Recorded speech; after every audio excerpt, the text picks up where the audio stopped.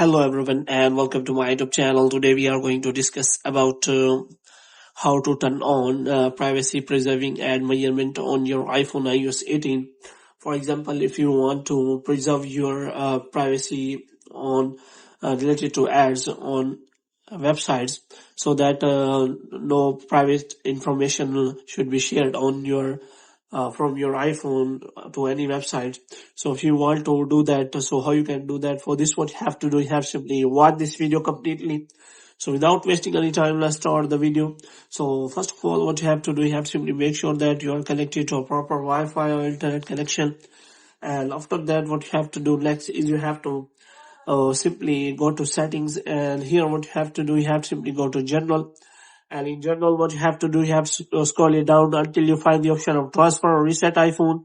So here you have to simply click on transfer or reset, and here you have to simply click on reset, and you have to reset all of your network settings. And after resetting all of your network settings, you have to simply go back.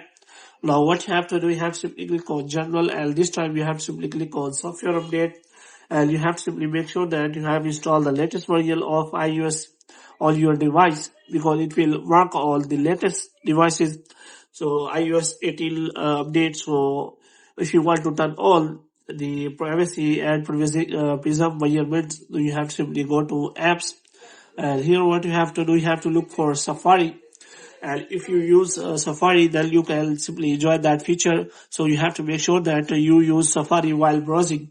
So you have to simply open the Safari here, and after opening the Safari, you have to simply go to Safari settings, and after that, if you scroll it down, you will find the option of advanced here.